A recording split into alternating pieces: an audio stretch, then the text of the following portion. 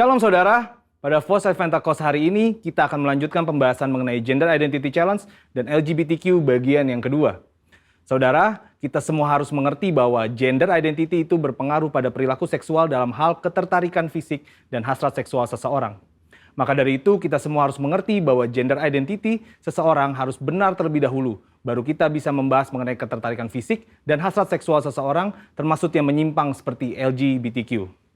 Agar saudara lebih mengerti, ada perbedaan antara ketertarikan fisik dengan hasrat seksual.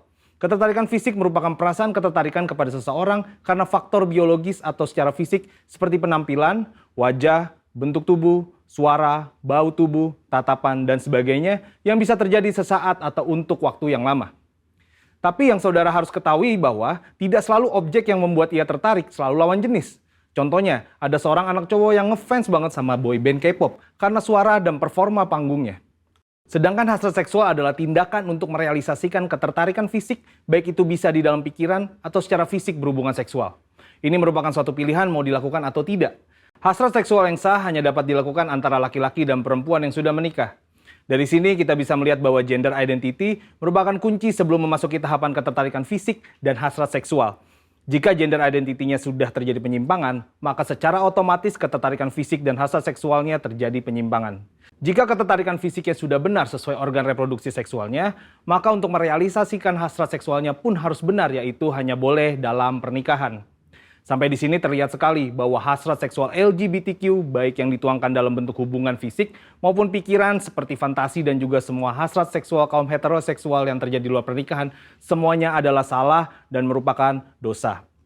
Maka dari itu dalam Imamat 18 dan 20 ayat ke-10 sampai ke-21 jelas melarang segala perzinahan dan percabulan, ketertarikan fisik yang tidak wajar, dan pelaksanaan hasrat seksual yang menyimpang kepada orang tua, saudara kandung, saudara tiri, sepupu, sanak saudara, dan bahkan kepada binatang.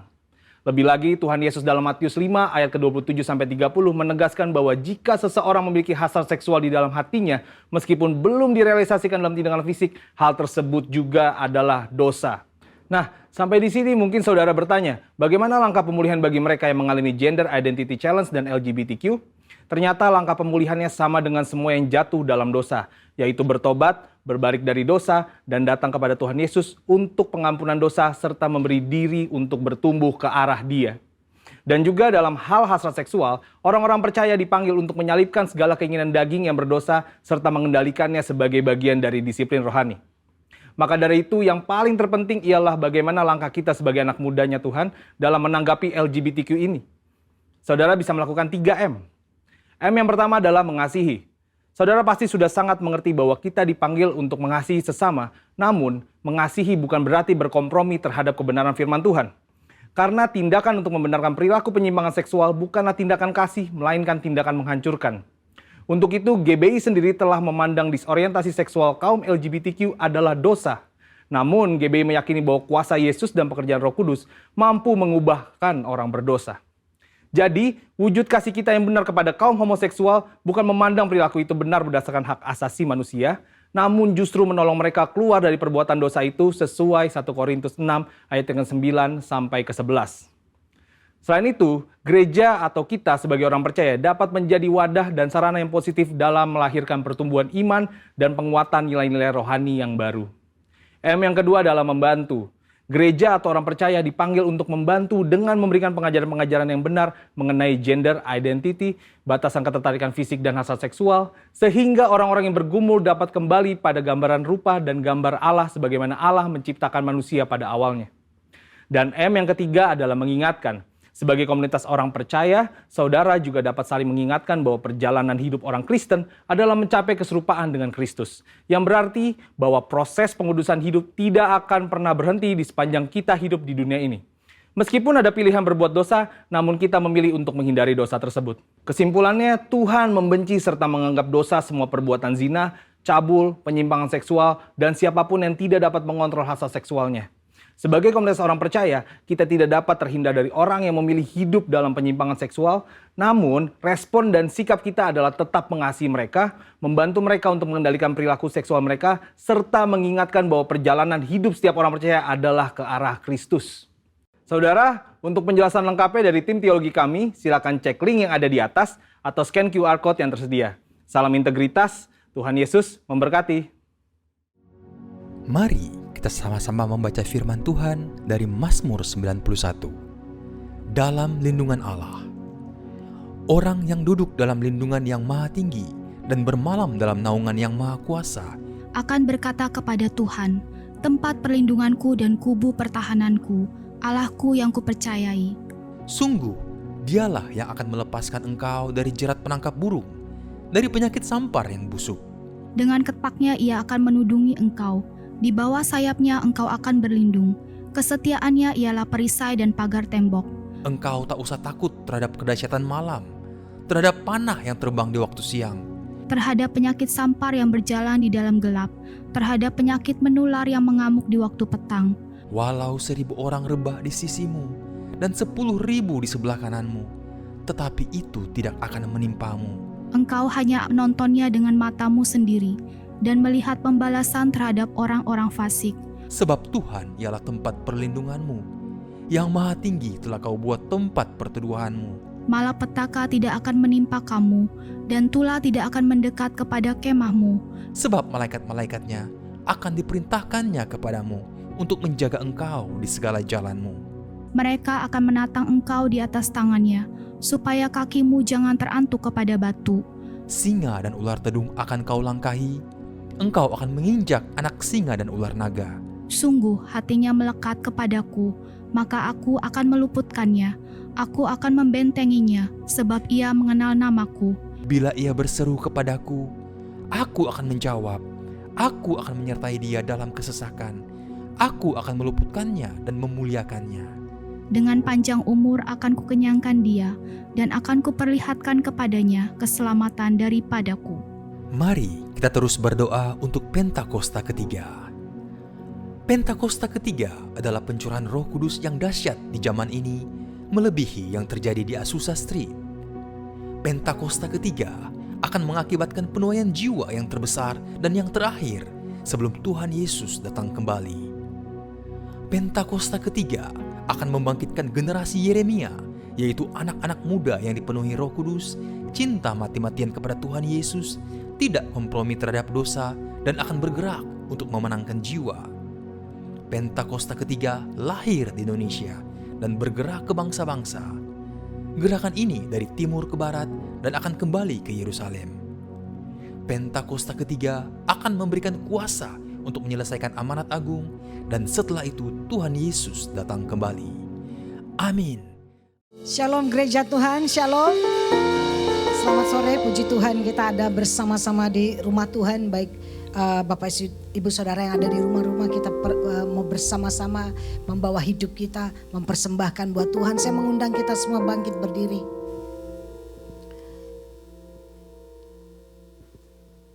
Bolehkah kita semua mengangkat tangan kita dan bersyukur kepada Tuhan. Dalam keadaan yang di luar mungkin begitu buruk, tapi kalau kita ada sampai saat ini karena kemurahan Tuhan. Dan kita berdoa, biarlah sekalipun ada di antara keluarga kita atau orang yang kita kasihi sedang terbaring sakit, tapi biar melalui online mereka pun masih bisa beribadah kepada Tuhan. Sekalipun mungkin mereka tidak punya kekuatan secara fisik, tapi ada kekuatan roh yang memuji Tuhan. Mari bersyukurlah kepadanya sebab Ia baik. Katakan terima kasih Tuhan. Terima kasih Bapa. Kau sungguh baik Tuhan. Kami bersyukur. Kami bersyukur. Kasih setiamu kekal. Terima kasih Bapa. Terima kasih. Kau peliharaku. Kau lindungi kami. Terima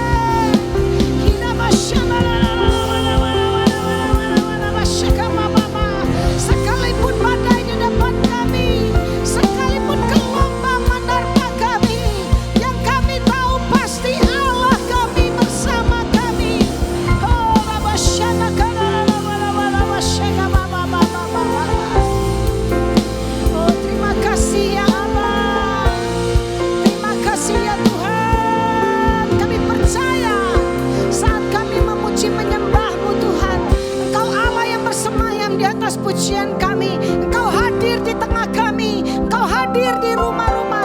Engkau hadir Tuhan, memberi kekuatan, memberi sukacita kepada kami.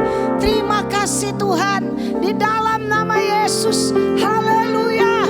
Semua yang siap mau memuji Tuhan, memberi yang terbaik, beri kemuliaan buat Tuhan. Amin. Haleluya. Biar Tuhan terus kasih kita sukacita. Amin.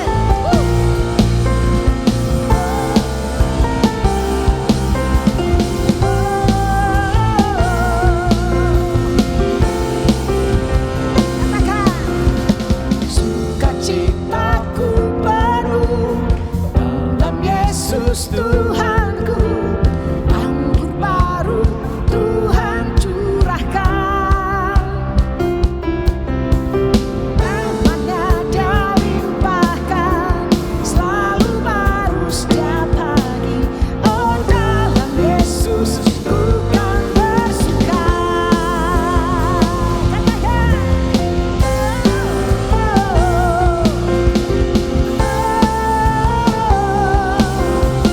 Oh,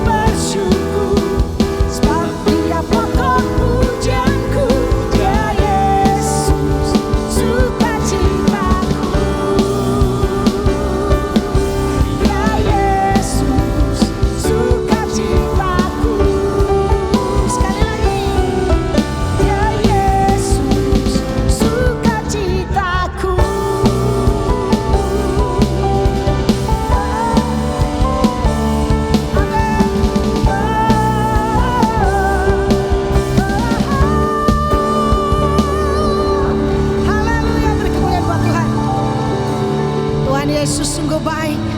Amin. Haleluya. Dan biar sore hari ini Dia yang memberikan kepada kita sukacita melampaui segala akal. Kekuatan yang baru Dia berikan melalui Roh-Nya yang kudus di dalam kita. Mari sekarang, biar tidak ada apapun yang menghalangi kita untuk tinggal di hadirat-Nya.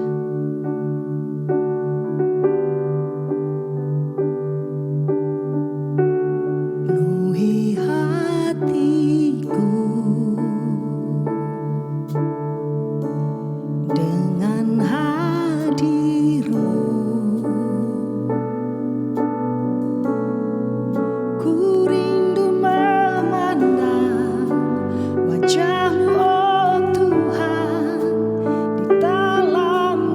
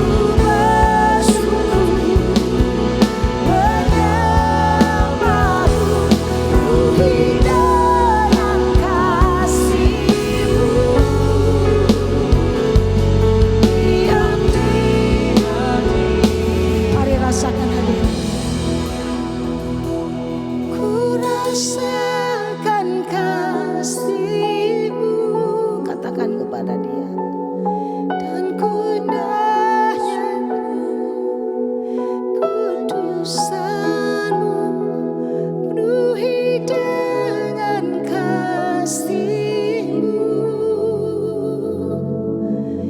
Diam di hadirat-Mu, ku mengangkat tanganku dan ku bersyukur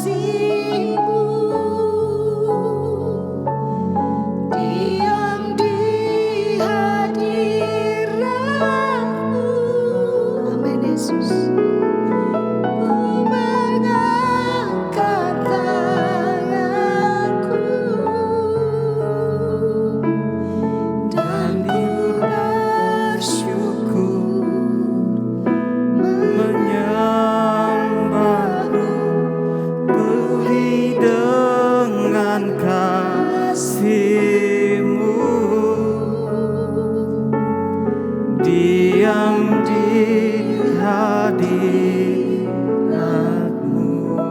Biarkan Jus boleh menyanyikan.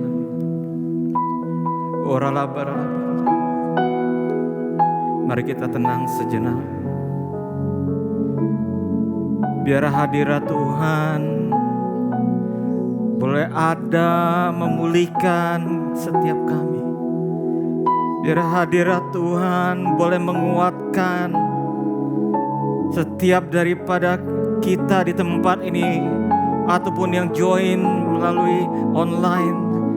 Biarlah kami berdoa saat ini Roh Kudus, biar terjadi pemulihan sebelum firman Tuhan disampaikan.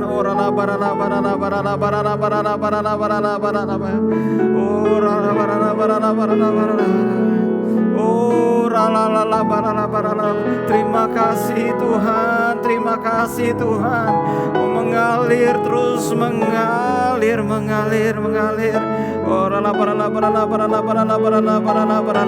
Mari sekali kita nyanyikan ini.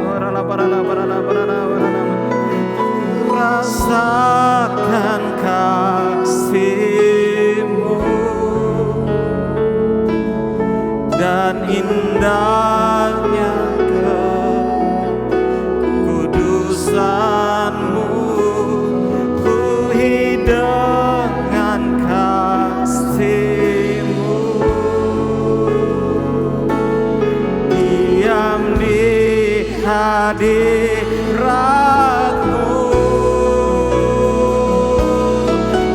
Risangkan tanganku dan ku bersyukur menyembah-Mu. Penuhi dengan kasih-Mu, diam di. Mari sama-sama saudara, mari kita angkat tangan kita sekali lagi, kita nyanyikan nih. Ku rasakan kasih-Mu dan indahnya kekudusan-Mu. Penuhi Tuhan. Diam di hadirat-Mu, mengangkat tanganku dan ku bersyukur menyembah-Mu.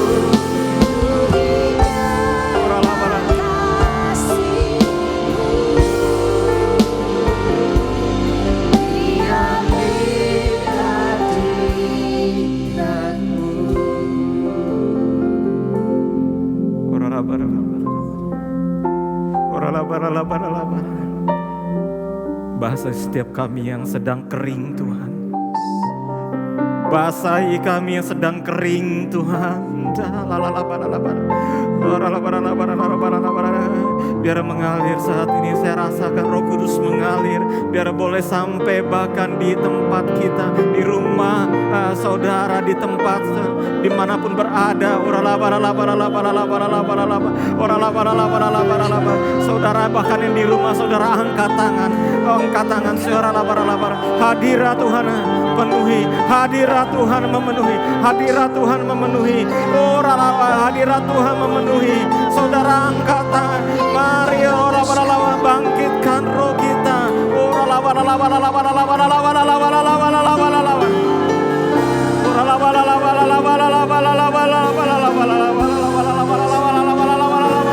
Yes, yes, yes, yes, yes, yes, yes. Oh yes, yes, yes, yes.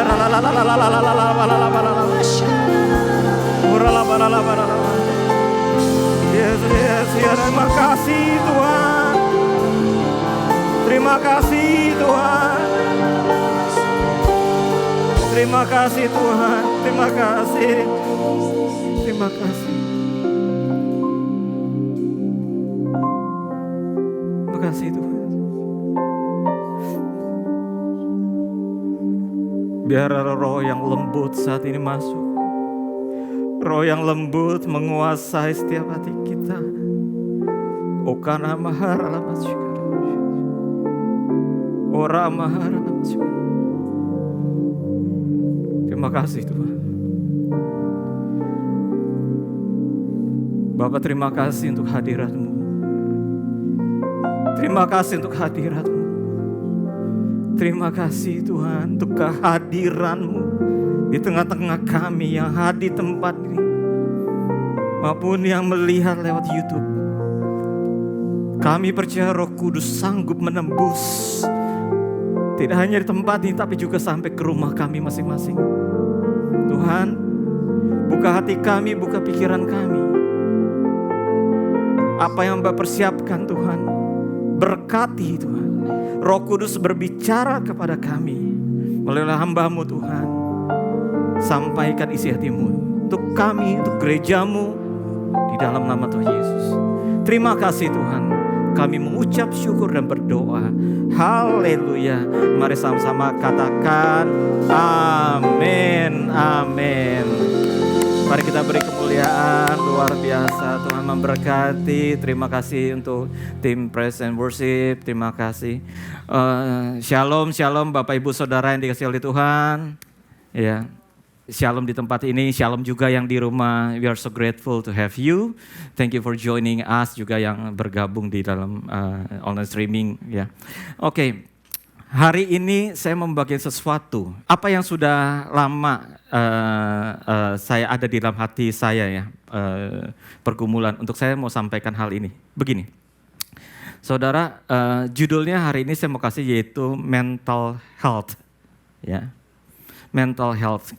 Karena nggak tahu di dalam hati saya harus sampaikan ini karena ada yang sadar, ada yang tidak sadar untuk mengenai hal ini, bahwa apakah mental health-nya kita itu our mental itu healthy or not, sehat atau tidak, kita tidak tahu. Nah, jadi saya mau bagi dalam dua kali ibadah, minggu ini dan minggu depan. Hari ini bicara mengenai ke arah to know, mengetahui, tapi minggu depan to heal and pray.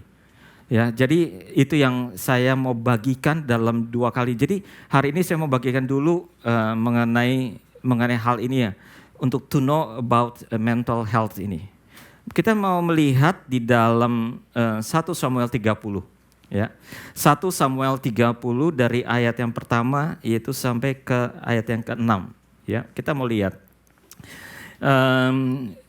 Ketika Daud serta orang-orang sampai ke Ziklag pada hari yang ketiga, orang Amalek telah menyerbu tanah Negeb dan Ziklag. Ziklag telah dikalahkan oleh mereka dan dibakar habis. Perempuan-perempuan dan semua orang yang ada di sana, tua, muda, telah ditawan mereka dengan tidak membunuh seorang pun. Mereka menggiring sekalinya kemudian meneruskan perjalanannya. Kita lihat di sini bagaimana perlindungan Tuhan. Itu saudara dalam keadaan perang, dalam keadaan ditawan, tidak ada seorang pun yang dibunuh. Saya percaya ini oleh karena ada perlindungan Tuhan. Amin. Ya. Ketika Daud dan orang-orangnya sampai ke kota itu, tampaklah kota itu terbakar habis dan istri mereka serta anak-anak mereka, laki-laki, perempuan telah ditawan. Lalu menangislah Daud dan rakyat yang bersama-sama dengan dia itu dengan nyaring sampai mereka tidak kuat lagi menangis. Juga kedua istri Daud ditawan, yaitu Ahinoam perempuan Israel dan Abigail bekas istri Nabal orang Karmel itu. Ayat ke-6. Dan Daud sangat terjepit. Ya, kalau di sini bahasa Indonesia sangat terjepit. Terjepit yaitu artinya terjepit. Ya, kurang lebih gitu ya artinya. Bahasa Inggrisnya distress, stres. Kenapa? Karena seluruh rakyat itu pedih hatinya. Karena rakyat mengatakan hendak melempari dia dengan batu. sudah mengatakan untuk melempari dia dengan batu. Berapa yang mau melempari? Berapa rakyat yang berserta dengan Daud? 600. Dilempari batu 600 orang. Satu orang dilempari batu aja sudah cukup, apalagi 600. Karena itu wajar kalau dikatakan Daud itu distress. Ya. Dia stres. Kemudian dikatakan greatly distressed because of the men were talking of stoning him. Dan kenapa? Seluruh rakyat itu telah pedih hati masing-masing karena anaknya laki-laki dan perempuan. Tetapi lihat, Daud menguatkan kepercayaan, strengthen his faith kepada Tuhan Allahnya. Dua-duanya stres. Coba lihat, sekarang mari kita lihat satu persatu. Begini, yang mau melempari dia dengan batu itu siapa? Saudara, ini bukan orang sembarangan. Gini, kalau saudara lihat backgroundnya Daud itu bersama dengan 600 orang itu adalah pahlawan, gagah perkasa. They were warriors. Mereka hidup tuh dari perang satu ke perang yang lain. It's not only because one time, two times, but so many times. Berkali-kali dan menang, conquer, menguasai kota satu dengan yang lain. Dari mana? Tidak hanya dari sekali, dua kali, minggu, tapi dari bulan ke bulan. Ini hidup mereka, ini warriors. This so tough, hidupnya tuh tough. Mereka tuh perkasa, mereka hidup dengan istilahnya pedang itu udah makanan mereka. Saudara, yang sudah berbulan-bulan, tapi waktu mereka menghadapi pulang ke rumah, dikatakan apa yang terjadi? Waktu mereka sampai di rumah, melihat istri anaknya ditawan. Di sinilah momen, ada satu masa, setiap orang, saya percaya, even warriors, bahkan pahlawan, bahkan yang kuat sekalipun, mungkin akan mengalami satu momen, dia akan mengalami namanya distress. Akan ada satu momen breakdown. Saudara, it's a human nature. Sekali lagi, orang mengalami ini itu wajar. Tidak usah tutupi, tidak usah pungkiri, tapi memang terjadi, bisa terjadi. Bahkan kepada mereka pahlawan, bahkan kepada Daud sendiri. Kalau lihat dua pihak yang satu yang mau melempari pihak para pahlawan, tapi pihak Daud dia juga mengalami mau dilempari. Daud bilang, apa salah saya? Mau dilempari. Kalau dilihat apa salahnya dia? Jadi di sini saya mau bicara begini, bahwa mungkin terjadi kepada kita. Kalau yang namanya stress, yang namanya struggle, yang namanya worried, yang namanya seperti ini, saudara bisa terjadi tidak hanya untuk yang tidak Kristen, karena kurang rohani, tidak. Pesan saya bahwa kita bisa aja mengalami ini. Contohnya apa? Contohnya berapa minggu yang lalu saya bagian mengenai Elia. Elia membunuh nabi-nabi Baal. Tuhan bekerja luar biasa, pengurapan Tuhan turun luar biasa. Tetapi apa yang terjadi dikatakan, tidak lama setelah itu, begitu perkasa, tidak lama setelah itu seorang wanita Jezebel mau membunuh dan dia lari. Waktu dikatakan lari, dikatakan apa? Dia mau bunuh diri. Hamba Tuhan yang diurapi sekalipun. Tuhan ambil nyawaku. Kenapa? Karena ada satu pergumulan yang luar biasa. Saudara, itu yang terjadi.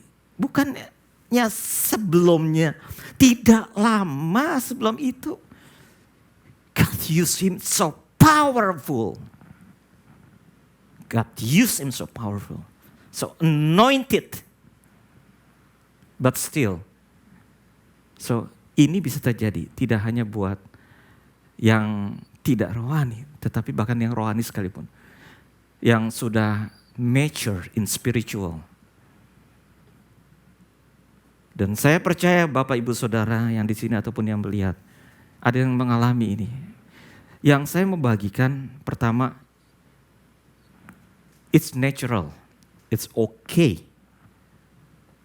Tetapi selanjutnya apa yang terjadi? Kalau ini terjadi, apa yang kita harus lakukan?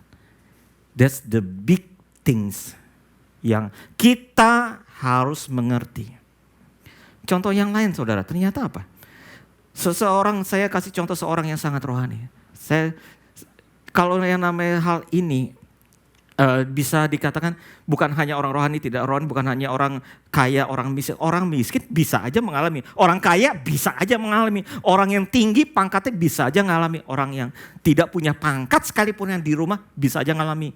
Ini bisa terjadi kepada siapapun. Saya mau kasih contoh yang orang yang punya pangkat paling tinggi, yaitu Presiden US. Yang terkenal dari Presiden US ada 2 presiden, yaitu Presiden ke-14 yang namanya Franklin Pierce dan Presiden ke-16 yaitu Abraham Lincoln. 2 presiden terkenal kenapa? Karena punya depression problem. Saudara kalau lihat, bayangkan saudara menjadi presiden orang yang depresi bisa jadi presiden US. Kenapa mengalami depresi? Dua-duanya mengalami hal sama. Mereka kehilangan anaknya. Yang kalau saya Franklin Pierce yang dia mau inauguration ngalami anaknya meninggal. Ya. Saudara, belum hanya anaknya. Dikatakan mereka mempunyai istrinya Franklin Pierce atau istri Abraham Lincoln, dua-duanya punya mentally unstable. Can you imagine? Mentally unstable, mentalnya sangat tidak stabil. Franklin Pierce dikatakan begini ya, saya ambil bahasa Inggrisnya. She died a slow and steady because of suffer from chronic depression. Itu keadaan saudara mau lihat histori mengenai First Lady di dalam White House. Itu mereka stressful semua karena First Lady-nya karena punya mental ill. Termasuk Abraham Lincoln. Dikatakan dia reputation-nya First Lady dikatakan for mental instability. Ini, tapi saudara, siapa yang saudara tahu dari kedua ini? Siapa yang saudara tahu? Yang terkenal yaitu Abraham Lincoln. Saudara kenal Franklin Pierce? Enggak, saya juga enggak kenal. Saya juga enggak tahu, maksudnya enggak kenal ya jelas enggak kenalan gitu. Tapi juga enggak tahu gitu bahwa yang ke-14-nya. Kenapa? Ternyata dari keduanya ini. Saudara, dari keduanya ini, dua-duanya punya masalah depression. Tapi perbedaannya, yang satu Franklin Pierce ini dia dikatakan ini, dia bereaksi terhadap apa? Terhadap depression. Tetapi Abraham Lincoln dia respond, the right response to depression. Sehingga ini yang membuat beda. Dikatakan apa yang berbeda? Waktu keadaan civil war yang totally beda arah. Franklin Pierce ini untuk dia malah stop civil war, justru Abraham Lincoln dia memenangkan dari civil war. Yang satu menjadi terkenal sekali, yang satu menjadi sangat tidak terkenal. Dua-duanya mengalami depression. Tetapi yang satu kenapa? Karena respon dengan benar waktu terjadi depression ini. Kenapa bisa terjadi seperti ini? Ya, next. Kenapa bisa terjadi seperti ini? Saya perumpamaannya yaitu kalau sini dah ya. Saudara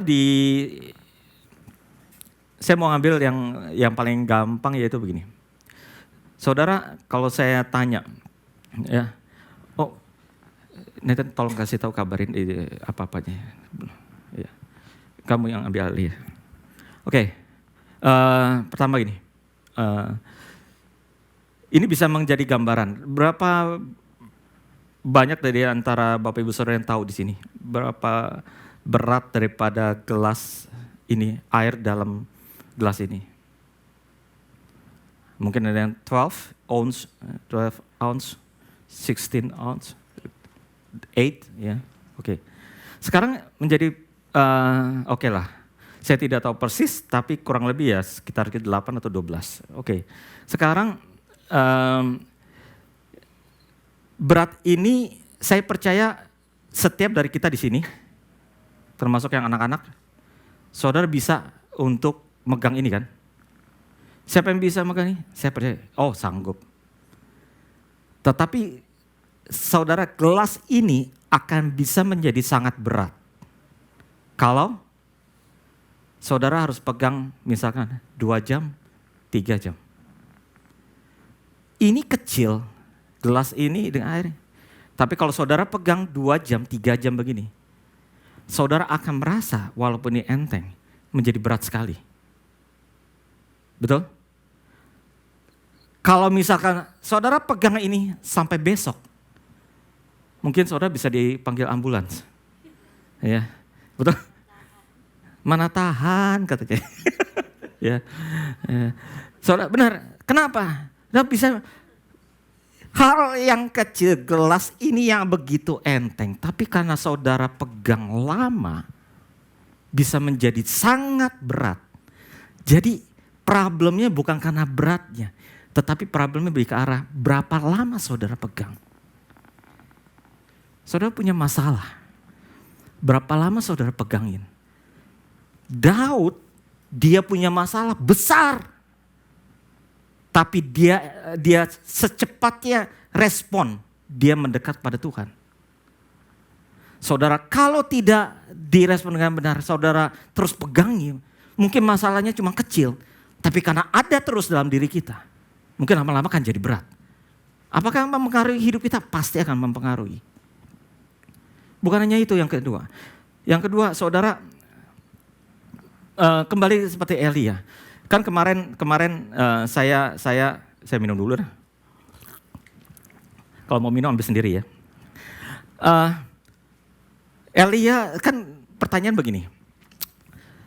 Kenapa Tuhan mau berbicara kepada Elia harus nunggu sampai Elia itu berjalan 40 hari? Betul? Masuk ke padang gurun.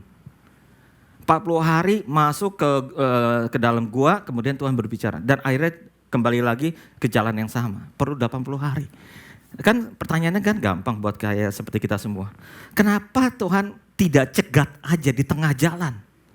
Kenapa tidak misalkan sebelum 40 hari, seminggu sebelum jauh ke tengah Tuhan berbicara. Bisa nggak? Bisa. Benar nggak? Bisa. Mungkin bahkan sebelum jalan. Bisa nggak Tuhan berbicara? Bisa aja sebenarnya. Tapi masalahnya saya sih kok Tuhan tidak berbicara. Jadi pertanyaannya begini. Mungkin nggak di tengah jalan sebelumnya Tuhan berbicara? Mungkin. Kembali sebenarnya. Kalau tadi pertama, kalau saudara punya masalah, berapa lama saudara pegang, ini menjadi masalah berat. Tapi yang kedua, kalau ini sudah penuh, saudara bisa diisi lagi enggak? Enggak bisa, akan tumpah. Saudara, itu yang terjadi dengan Elia. Elia pikirannya sudah dipenuhi. Bunuh diri, stres, komplain ke Tuhan. Penuh. Waktu penuh, bisa enggak waktu Tuhan berbicara? Waktu Tuhan berbicara kepada dia. Tuhan sih menurut saya mungkin Tuhan berbicara. Cuma masalahnya belum tentu Elia bisa sanggup mendengar. Betul nggak? Belum tentu Elia bisa sanggup mendengar. Bisa saja berbicara. Karena itu sekarang gini. Kalau saudara pegang kedua keadaannya penuh. Bagaimana untuk saudara meresponin kalau ini terjadi? Gampang. Yang pertama, kalau ini penuh, saudara harus dituang. Dikosongkan. Betul? Setelah itu yang kedua apa? tinggal saudara letakkan. Ya jangan dipegang. Ya itu gelas. Tapi bagaimana dengan kalau saudara punya problem atau stres ini? Apa yang terjadi? Karena itu sebelum melakukan, saya mau memberikan sesuatu. Begini, saya pernah bagikan ini juga dulu, udah lama ya. Mengenai tes ini tes yang simple, ya. Tes yang simple mengenai yaitu apakah kita sebenarnya stres atau tidak. Ada 7 pertanyaan ya. Dari 7 pertanyaan ini saudara bisa lihat dan bisa catat. Pertama dikatakan, misalkan contoh nomor 1, merasa cemas atau khawatir atau gelisah. Ya. Nah di sini saudara akan sebelah lihat dikatakan yang pertama yaitu tidak sama sekali, ya 0. Yang kedua yaitu dikatakan beberapa hari, dalam 2 minggu terakhir misalkan. Yaitu misalkan beberapa hari. Tetapi yang kedua yaitu banyak hari, pengertiannya itu lebih dari setengah. Lebih dari 7 hari. Yang ketiga yaitu setiap hari. Ya, ada 0 sampai 3. Ada cuma 7 pertanyaan, saudara jumlahkan aja, nanti itu yang menentukan. Ya. Oke, saudara boleh catat sendiri di handphone, di angka dicatat atau pakai handphone dan lain-lain, terserah. Saudara, pertama, bahwa saudara merasa cemas atau khawatir atau gelisah. Nah, saudara lihat berapa angkanya. Okay. Apakah setiap hari atau tidak pernah sama sekali, atau dalam seminggu, lebih dari seminggu, atau setiap hari. Ya. Oke, nomor 2. Tidak dapat berhenti atau mengendalikan rasa khawatir. Out of control. Nah, oke. Udah? Yang ketiga, terlalu mengkhawatirkan berbagai hal. Saudara gini, berbagai hal, saudara kayaknya khawatir tapi saudara tidak bisa describe. Tidak bisa bahwa saudara tuh khawatirnya kenapa? Enggak tahu. Aduh. Nah, saudara itu ya, maksudnya di sini. Oke, berapa? 0, 1, 2, 3, keempat. Yaitu sulit menenangkan diri. Maksudnya sulit menenangkan diri, saudara, iya, 4. Ya, sulit menenangkan diri. Yang kelima, merasa gelisah sampai sulit untuk duduk diam. Saudara, mungkin buat banyak orang bilang, apa sih susahnya duduk diam? Iya, tapi saudara tahu, orang-orang yang sedang depres, percaya atau tidak percaya, mereka tidak akan pernah bisa duduk diam tenang. That's true, that's really true. Oke. Keenam, mudah gusar atau teriritasi, becoming easily annoyed or irritable. Sangat sensitif. Ya. Yang ketujuh, merasa takut sesuatu yang buruk akan terjadi. Feeling afraid of something awful might happen. Itu. Oke. Saudara jumlahkan totalnya berapa. Ya. Dan saudara lihat hasilnya. Ini. Kalau ternyata saudara hasilnya 0 sampai 5, saudara itu sangat ringan. Tapi kalau 6 sampai 10 itu moderate, sedang. Ya. Tapi kalau 11 sampai 21 itu saudara dikatakan stres berat, severe. Nah, saudara balik ke yang tadi kita. Ya. Saudara melihat daripada ini, sekarang gini. Bagaimana ini yang pertama sebelum kita bertindak, kita ini cuman cek release. Saudara bisa cari di tempat yang lain, cek untuk ini juga banyak. Tapi saya cuma mengambil yang simple aja. Yang simple at least kita punya gambaran. Setelah kita tahu the next-nya apa? Responnya apa? Nah di sini yang saya mau kasih tahu. Tadi apa? Untuk gelas, keluarkan isinya, tumpahkan saudara ini. Yang kedua saudara taruh. bagaimana aplikasinya? Setelah saudara tahu nilainya, kalau saudaranya nilai 0 sampai 5, saudara berdoa sendiri, kita doakan gak? 5 sampai berapa tadi? 5 sampai 10. Ya? 5 sampai 10, saudara kita akan tolong. Saudara, saya bisa bantu, kita akan bisa bantu. Tapi di atas 10, 11 sampai 21, saudara kalau ini terjadi nilai segini, saudara perlu bantuan tidak hanya kita dari spiritual, tapi juga saudara perlu ke dokter. Kenapa?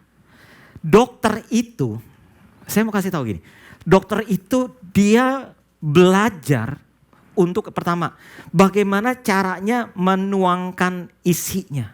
Tidak semua orang bisa. Yang kedua, dokter itu tahu caranya, yaitu bagaimana untuk meletakkan beban berat, stres dan lain-lain ini turun. Itu dokter yang tahu.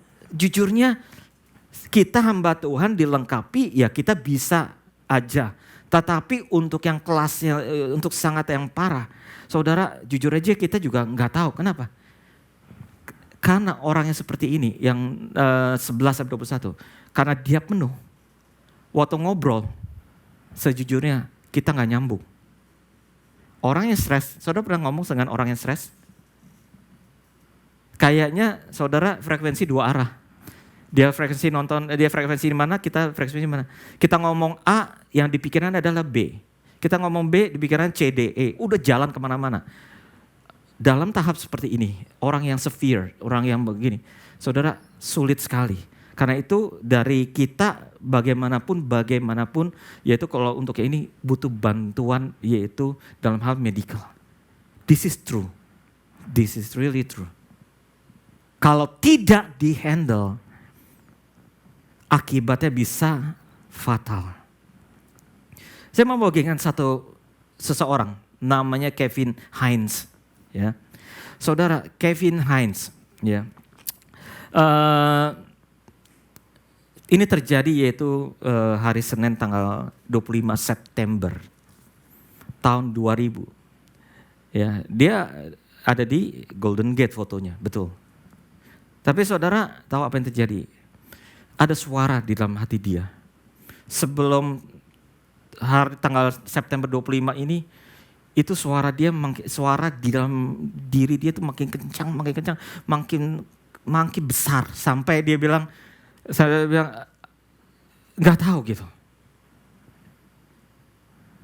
Suaranya apa? Dia bilang, you have to kill yourself.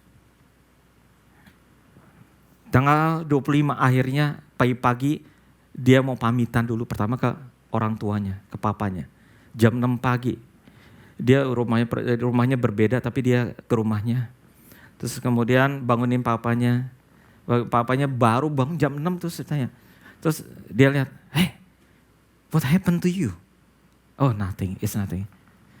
Terus papanya udah punya feeling something happened gitu ya.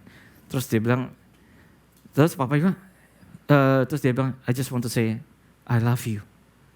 Terus papanya bilang, oh I love you too, of course. But go back to sleep. Ini masih jam 6 pagi. Papanya tidak tahu. Nah di situ waktu papanya bilang ini, I love you. Suara dalam hatinya, gak usah dengaran, gak usah. Do it, just do it.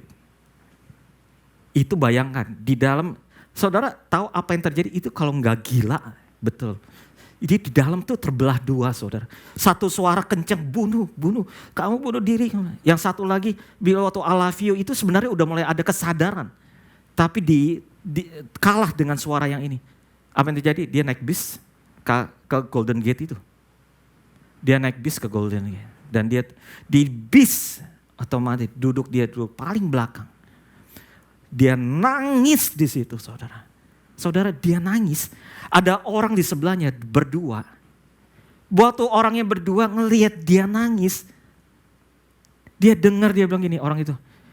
Itu kenapa nangis? Dia pasti punya masalah berat, biarin aja.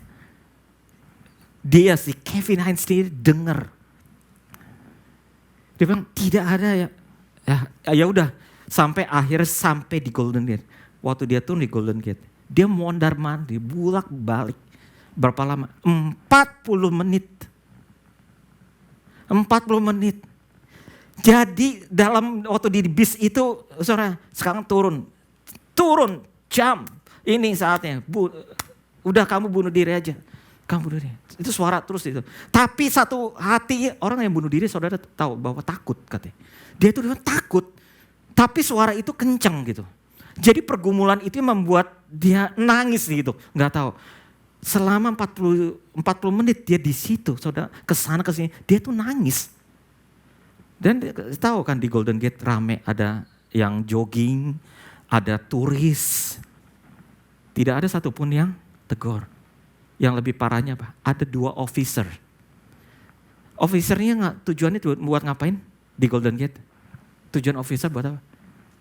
Buat jagain supaya jangan ada yang bunuh diri. 2 officer lewatin dia 2 kali. Tidak tegur dia. Ini gak tahu officer ini ngapain kerjaannya. Mungkin officernya juga lagi stres kali. Orang bisa lihat orang nangis di pinggir jembatan. Harusnya mikir dong. Officernya kerjaannya itu supaya menghindari orang supaya tidak terjun kan. Ini officernya ngelewatin dia 2 kali, tidak ada satupun yang menegur dia. Kenapa kamu nangis? Dia kata, I wish somebody will hold or ask me. Gitu. Dia cuma bilang begitu, tidak ada. Akhirnya saat itu juga setelah 40 menit dia loncat dari Golden Gate.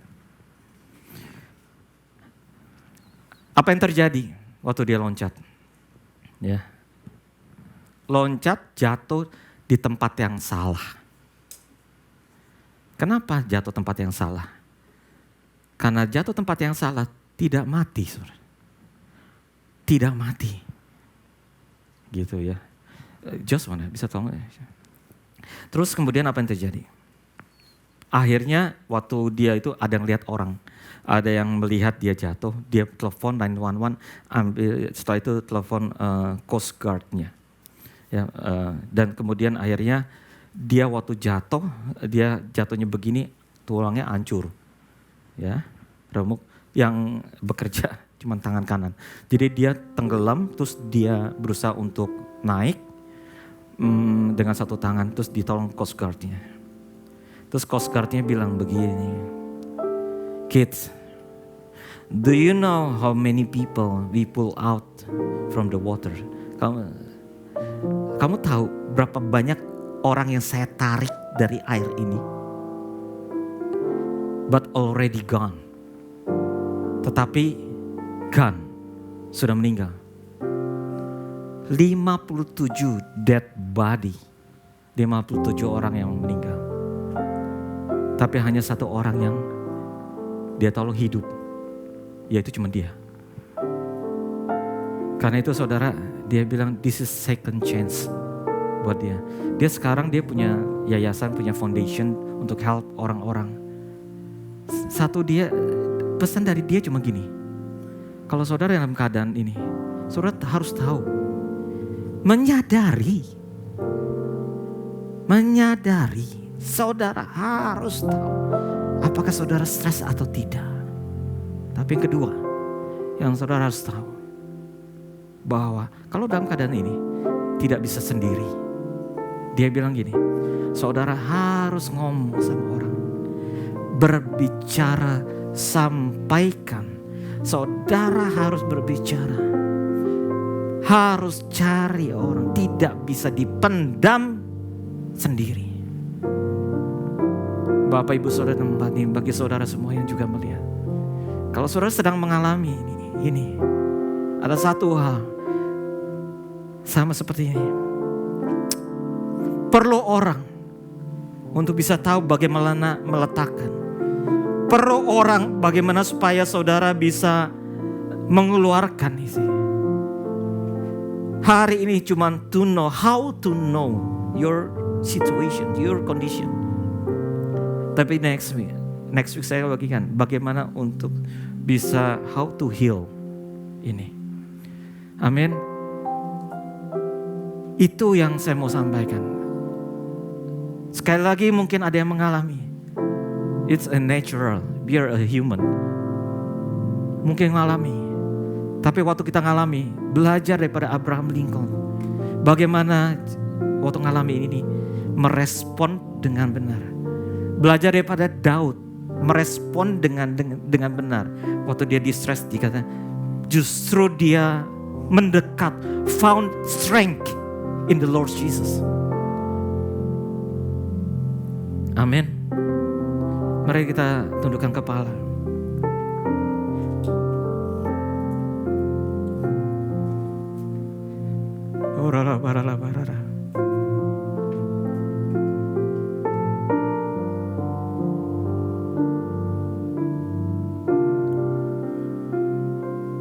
And I live to worship you, my Jesus, you're the only one for me. Nothing will ever take your place, my precious Savior. Who can stand between my Lord and me? Lord, I live to honor you.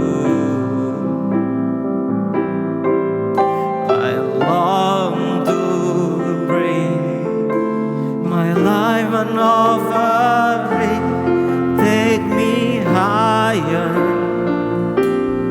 draw me deeper. I give all to be with you, and I live to worship you, my Jesus, you're the only one for me. Nothing will ever take your place, my precious Savior. Who can stand between my Lord and me? Lord, I live to honor you. I long to bring my life an offering. Take me higher, draw me deeper. I give all. Mari kita makin berdiri, saudara. Mari kita nyanyikan ini enak. Oh, rala. And I live to worship you, my Jesus, you're the only one for me. Nothing will ever take your place, my Savior, precious Savior. Who can stand between my Lord and me? Lord, I live to honor you. I long to bring my life an offering. Take me higher, draw me deeper. I give all to be with you. Piano saja.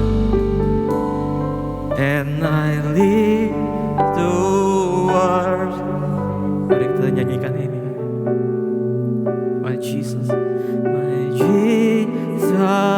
you're the only one for me. Nothing will ever take your place, my precious Savior. Who can stand between my Lord and me? Lord, I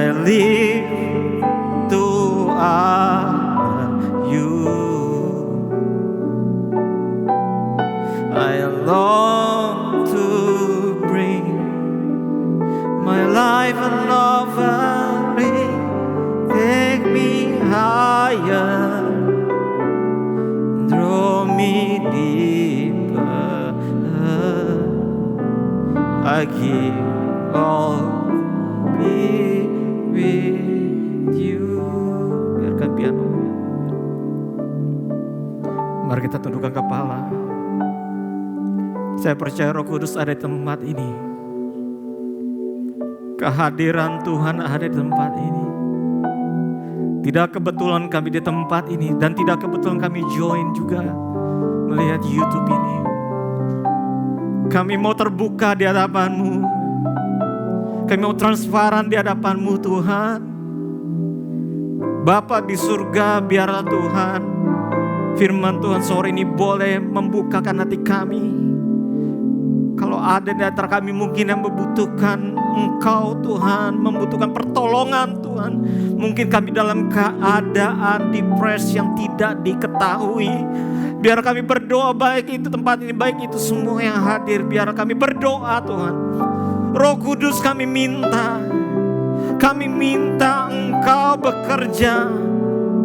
Biar Tuhan lewat ibadah ini, lewat praise and worship, lewat doa, boleh ada terjadi pemulihan. Bahkan kalaupun tidak ini minggu depan, waktu kami akan melihat lebih jelas mengenai hal ini. Engkau bekerja sebebas-bebasnya di dalam nama Yesus. Kami berdoa saat ini Roh Kudus boleh mengalir, bahkan memulihkan. Biar kami boleh belajar seperti Daud, waktu mengalami distress justru akan mencari strength dari Tuhan, mencari kekuatan, membangkitkan imannya, mendekat, berlari kepada Tuhan. Biar kami berdoa saat ini, biar itu juga terjadi Tuhan. Kalau ada di antara kami yang mengalami ini, biar sebelum mengakhiri ibadah ini, Engkau menjamah setiap kami dimanapun berada, di dalam nama Tuhan Yesus. Engkau jamah dalam nama Tuhan Yesus. Berkati Tuhan, penghiburan, kekuatan, kasih Tuhan melimpah di dalam nama Tuhan Yesus. Bapa, kami percaya Engkau tolong kami sesuai dengan waktunya Tuhan. Tidak akan ada yang pernah terlambat. Segala pekerjaan si jahat yang berusaha mencuri, yang berusaha membunuh, kami patahkan, kami hancurkan dalam nama Tuhan Yesus. Keluar dalam nama Tuhan Yesus. Kami ciptaan yang baru. Kami ciptaan yang baru. Kami milik Engkau Tuhan Yesus. Kami milik-Mu Tuhan Yesus. Di dalam nama Tuhan Yesus. Biar Engkau bangkitkan iman kami. Bangkitkan iman kami. Oh maka nama kami percaya kami berroh kudus. Kami berroh kudus. Kami berroh kudus. Mari kita nyanyikan sekali lagi. Nyanyikan dengan segenap hati. And I live to worship. Mari kita nyanyikan nih. My Jesus, Jesus, you're the only one for me. Nothing will ever take your place, my precious Savior.